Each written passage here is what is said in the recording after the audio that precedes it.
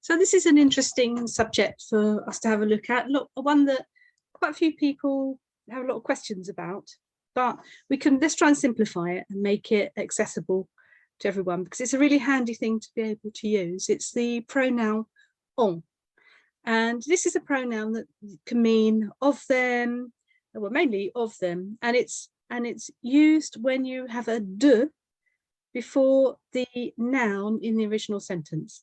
So just to remind you, a pronoun is something that you're going to use when you've already referred to something, introduced a noun, and then you want to refer back to it. So you don't have to keep on repeating yourself. So let's have a look at an example. So, vous avez des disques de jazz? Oui, j'en ai beaucoup. So, des disques de jazz, that's the noun. And we're going to replace the whole of that with on, tiny little word that actually fills it all up. And if you see where I put it in between the je and the verb. That's where it goes. It always comes in just before the verb. So this is a useful one just to memorize, really.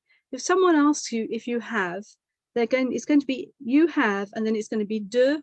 So either it's going to be du, if it's masculine, because you can't say de le, can you, in French? So it will be du. Or it's going to be de la, or it's going to be des. So the du would be plural, would be masculine. The de la would be feminine, and the des would be plural.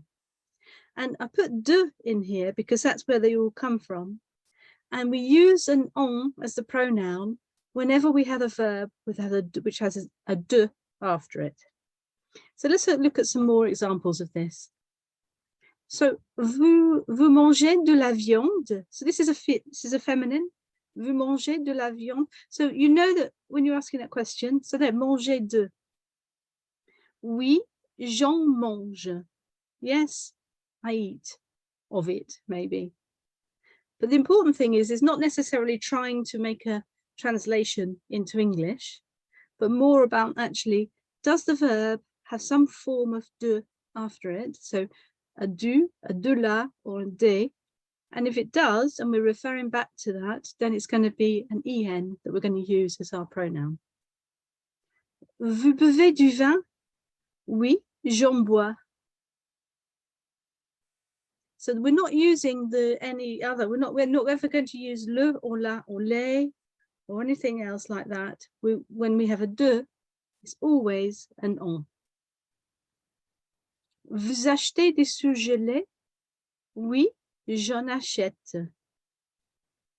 So we've got the de la there, we've got the du vin there, and the de la. That's frozen food, by the way. Let's have a look at a few more examples. Il y a du pain. Now that's as we've just said with the vous avez. You can just remember that, easy peasy. Just memorize it. Don't try and break it down too much. Just memorize it. Same with il y a du pain. So is there any bread? So just remember that il y a, there's always going to be the de. Okay, so it's either going to be du, de la, or des. So just if you can remember that il y a is going to have that. Oui, il y en a. Oui, il y en a. Notice that the on again has just happened just in front of the verb. That's the verb, isn't it? Avoir in there. Oui, il y en a. Vous avez des enfants? Same question as we've just had up there. Oui, j'en ai deux. I've got two of them. So you can put a number in, but you're referring back to how many children. You couldn't say, oui, j'en ai deux enfants, because you'd be saying two of them twice there.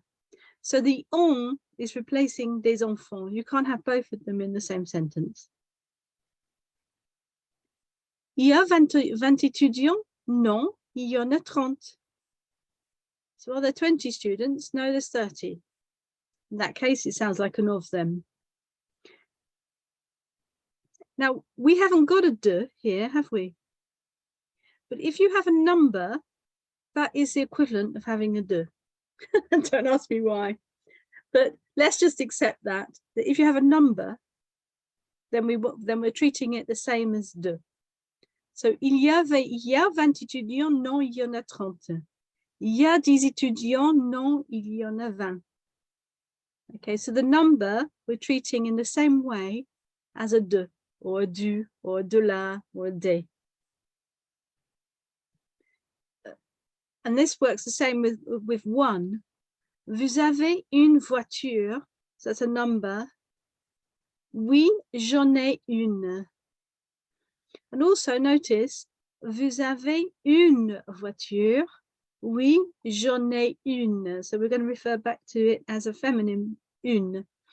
Vous avez un téléphone? Oui, j'en ai un. So it depends on whether it's masculine or feminine.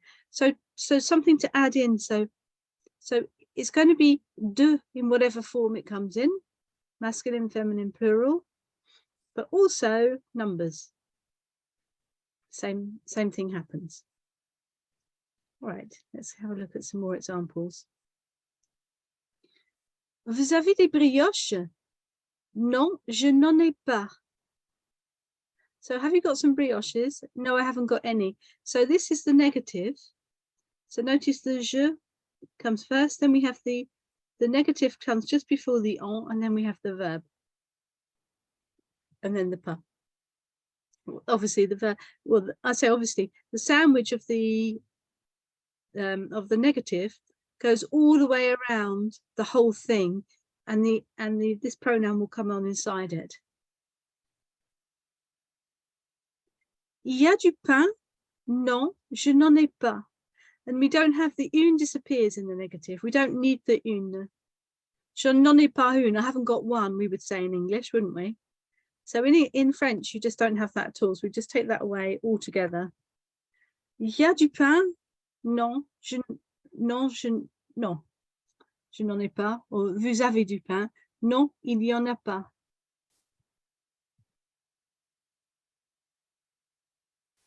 Il n'y en a pas.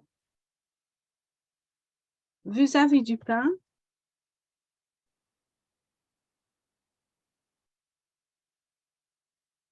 Non, je n'en ai pas.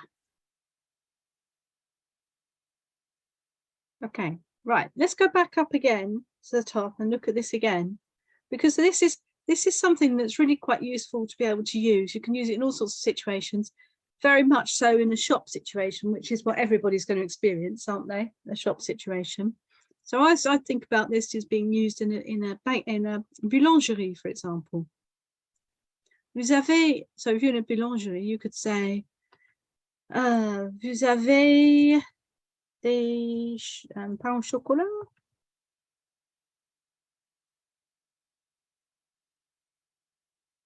Vous avez des pains au chocolat? Oui. And then we'll probably say we have them. Oui.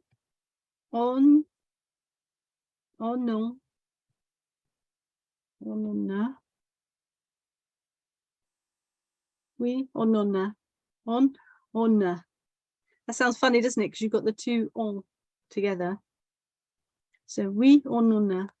And then the question would be, vous en voulez combien?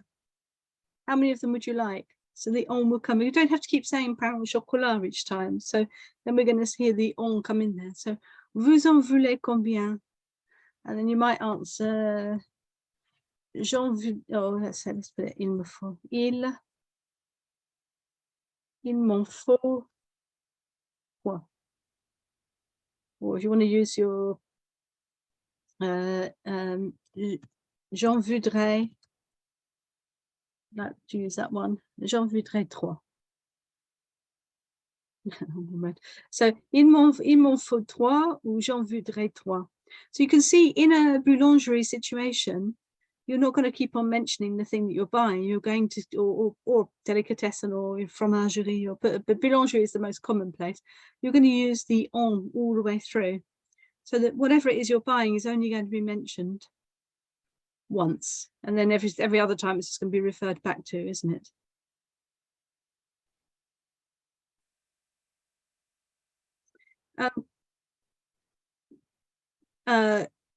You could, I mean, if you're in a restaurant situation, you might say, let's think about this question.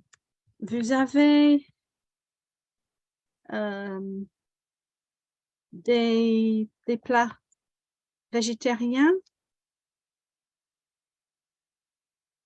Vous avez des plats végétariens, par exemple?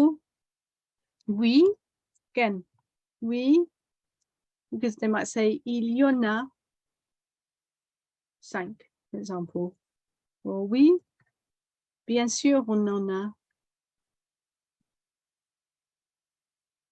So in all these little exchanges where you're asking someone, have you got something? Then you're going to be using that on when you're referring back to it in the answer. So I think if you think about on in these simple terms to start off with, and just think, well, okay, in a simple situation, I know how to say vous avez. When I'm saying vous avez, I'm going to put a de in there somehow. So it's either going to be a du or a de la or a de.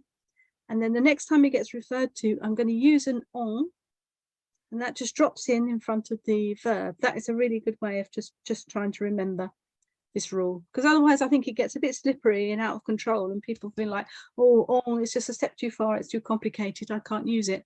But if you start using it in this really simple way, just to get comfortable with it, and then start to introduce some of the other ways you can use it, I think it's been nice to get comfortable with it in this.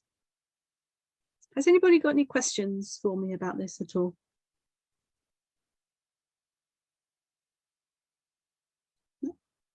Ok, très bien. Bah, très bon après-midi alors. Merci beaucoup à vous. Merci. Au revoir. Merci.